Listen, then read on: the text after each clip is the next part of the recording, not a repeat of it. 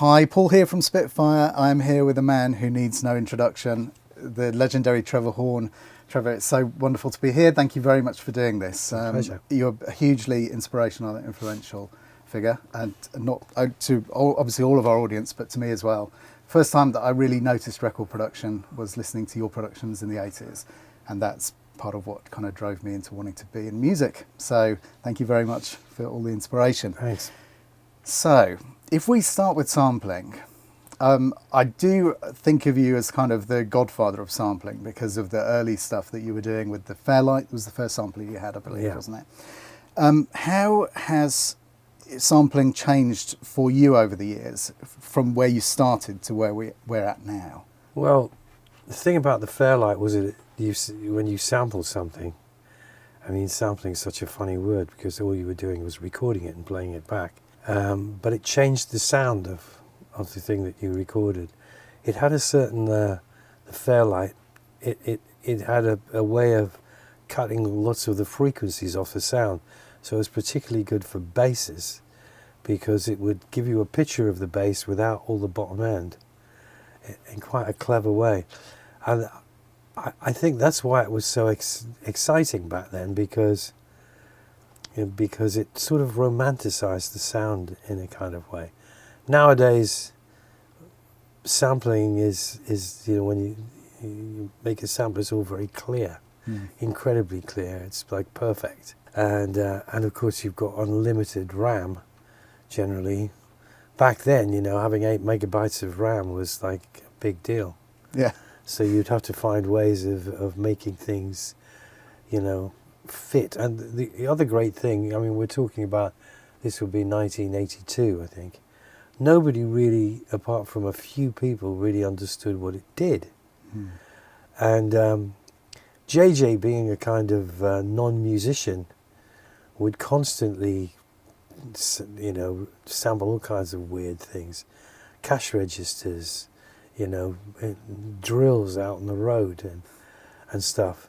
So to me, that was the sort of golden era back then when you were hearing things that you'd never heard before. Yeah, I guess people couldn't really work out what they were hearing because the average listener, they just hear a voice, but they're like, it sounds different. Yeah, there's something different, yeah. On the Lexicon of Love, there's things like cash registers and drills and various bangs and various noises, but they're done in a way where they form part of the track in quite a cool way. We weren't the first people to do that. Pink Floyd did all those kind of things, but it was a slower process, Yeah. And for a couple of years, people were always asking me, trying to find out what I was doing, because they didn't understand. I never used to tell them. So things like that, it's on Moments in Love, where you're saying you want to use all the wrong sounds, I think you said before. Substituting what people might expect to hear. I suppose looking back on it, it was more like orchestral percussion. Right. And things like a ruler on the side of but pitched down an octave, those sort of things. Yeah, I guess having the sound spread over the keyboard gave you a different dimension. It definitely did, yeah. In fact, that's one of the things I miss these days because I was saying to my engineer the other day, can't we dig out one of those old samplers? I'd love to just be able to put this sound up and down the keyboard because it's not as easy, And it always sounds different coming out of an old Akai or something like that. Yeah. I always get that. When one of the things that is the kind of like the crossover point between samples and synthesized sound is drum machines. And I think one of the things that you've always been able to do is to take the sound of drum machine and give it a kind of life and punchiness that people struggle to get from a drum machine. I wonder if you could talk about that and what's your process? I used to love drum machines because the drum machine, because it was dedicated to being a drum machine, it was a lot easier for me to operate. Once you get into these, it's a whole different world. And there's so many variables, whereas with a Lin, you could set the thing going and just do this. And of course it always quantized everything.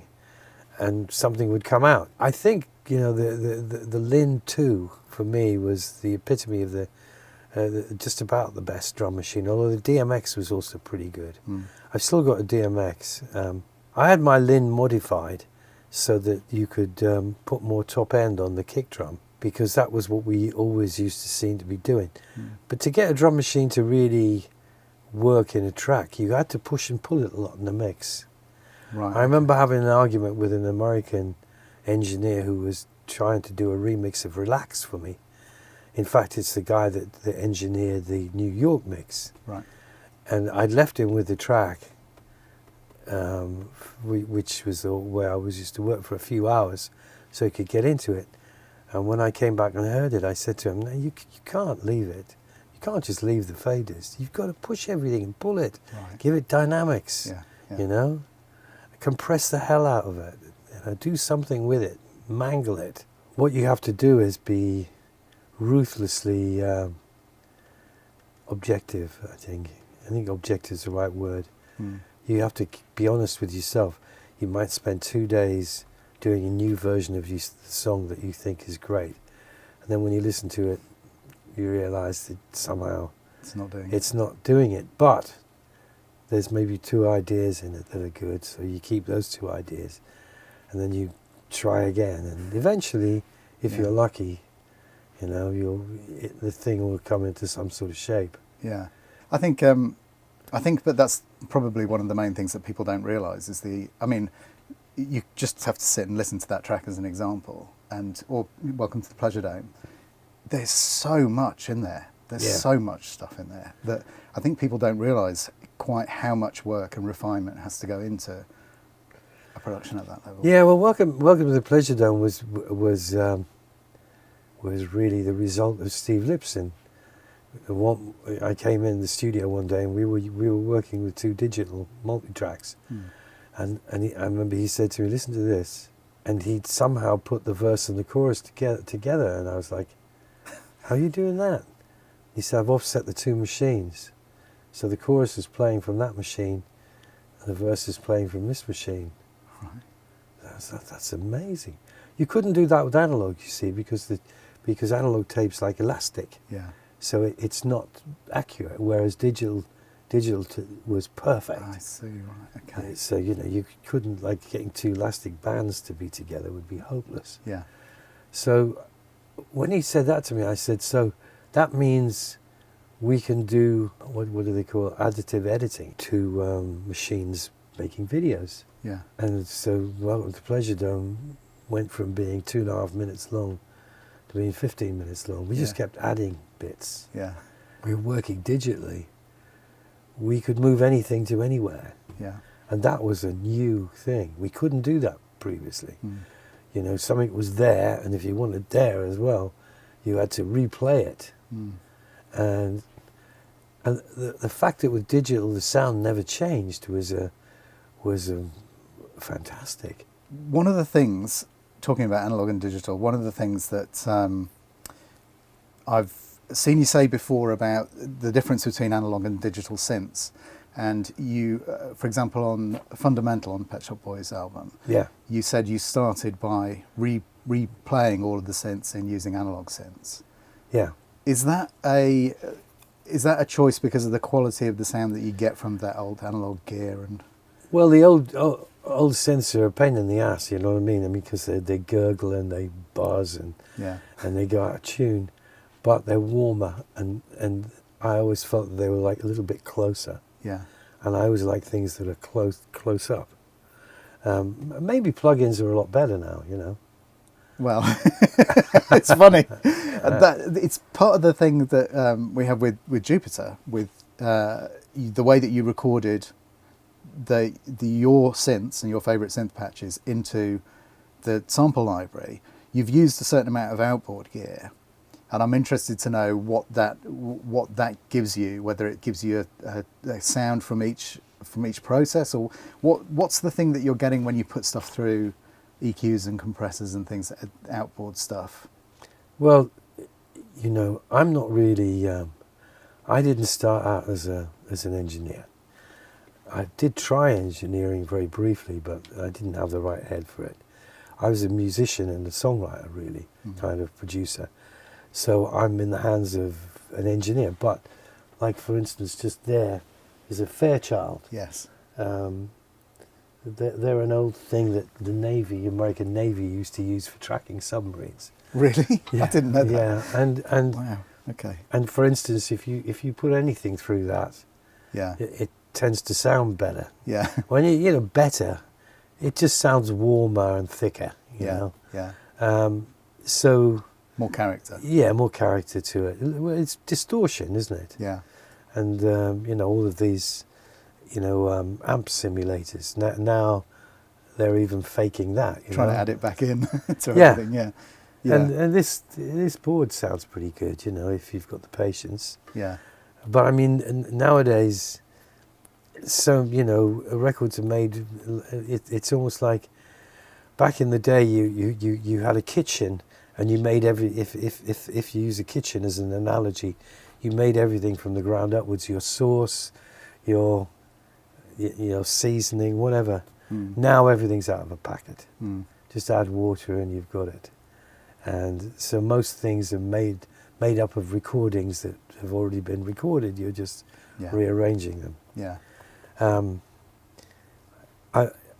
But there's no doubt that these old things distort sound in a really good way. You know? Say you've got a guitarist coming in to do a session, or a drummer, or Ash or whoever.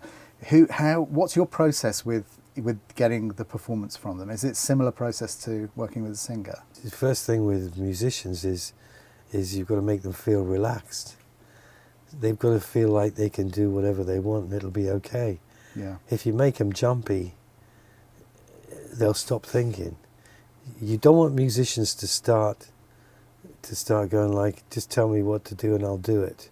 Right. You want them to be into whatever song you're working on, and I want them to be into it and coming up with ideas. And so I try and leave people alone at the start so that they get to play a little bit and get to sort of feel comfortable before you start to. Otherwise you start going, no, do this, do that. No, that chord, there. When you've got that session, when you've got those recordings, I guess you always seem free to. If I've ever recorded orchestra on something, I treat it like an expensive heirloom. I'm sort of frightened of chopping it up and stuff like that. But that's completely, you start with it like it's just any other piece of audio. Yeah. Yeah, no, I have chopped orchestras fairly frequently in my career. Orchestras are like anybody else. They're like session musicians. If you're horrible to an orchestra, they won't be as good. Yeah. And some people are horrible to them. Yeah, but if you're nice to them and you encourage them and you appreciate it when they're good and tell them that was really good, once they realize that you're actually listening to them and that you appreciate how well they played something, I haven't done an orchestra for a while, but my way with orchestras was most of the time in the control room I'd just be listening to the orchestra. They were playing on top of something. Because I can change the timing so easily myself. It's hearing the intonation and the quality of the way that they play together. When you're approaching something like, I'm trying to think of something like Kiss from a Rose, which sounds very, very organic, and it doesn't sound like it's something that's been programmed and layered up. What's your process of actually beginning the track? What saved me was Seal had a great manager, a guy called Bob Cavallo, and he got. The fact was a great song, and it was a really cool idea, and Seal was brilliant on it. All his backing vocals. I remember at the time saying to him, "I think these vocals are the best things you've ever done." He got Joel Schumacher, the director of Batman, to put a load of Batman clips into the video, and so Kiss from a Rose went round the world as the song from Batman when it wasn't even really in the film. Right. Which was an amazing thing, but I thought it was a great example of how if people get to hear something that's really good, and it was really good, and some of that was down to me, but a lot of that was down to Seal, then they'll respond to it. It doesn't matter about the genre, because in the end it was in every genre. Yeah. That every kind of radio played that track, Yeah. you know. But it was nothing like anything that was around. Yeah. If there was some advice that you could give to, we've got a lot of people who watch who are at the start of their careers, either aspiring songwriters or producers, often songwriters producing their own songs and playing on their own stuff. Yeah. What advice would you give to someone starting out today? Well, one of the things, I didn't really get a hit as a producer till I was 30. I was 30 when Video Killed the Radio Star was a hit. But I became a professional musician when I was 17 and a half. I started playing, and from when I was 17 and a half till I was 30, I played in every shit band under the sun. I very rarely got to play anything that I thought was really good. Right. But I got to play to people a lot. And I think that by the time, I came from the provinces, came from the northeast. I moved to London, and then because I could sight read for the bass guitar, I played in a lot of bands that did sessions for the BBC. And I would always be the one that would, after the session, I'd sit in the back of the control room as long as I could, watching what was going on, listening to what they were doing with it. If you want to understand producing records, it's good to understand how people react to music and what gets them going and what turns them off. Yeah. And I think you get that from playing to them a lot. So I would advise anybody that wanted a career in music to play to people as much as you possibly can. So that would be my main piece of advice. Never give up. Also, be realistic about what you're good at. Loads of the good engineers that I've met are actually musicians who realised that they maybe didn't quite have what it took to be a musician, but they were good at this, they were good at dealing with people, So be realistic about what you're good at and try and get yourself doing that, because believe me, it'll be hard enough. Anyway, the music business always used to be, I used to say it's like a dog. We're all like fleas hanging on, and the dog turns over occasionally and a load of the fleas fall off, But I'm talking about a music business, that's probably gone now, And my son can do all of the things that I used to do with a, studio and a desk and a multi-track. He can do it all in Ableton. He can knock up a record in no time. Right. The world's changed so much. Doja Cat. Oh, yeah. Yeah, my son co-wrote that. Oh, I didn't know that. Yeah, Right. no, he's brilliant with a computer. Yeah. And that's his instrument, Yeah. So the music business that I've spent my life in is different, Well, Trevor, thank you so much for giving us all of this advice and all of these stories. It's really, I hope really it's of wonderful. some use. I'm sure it will be really inspiring to all of our viewers. So thank you very much for your time. Okay, thanks.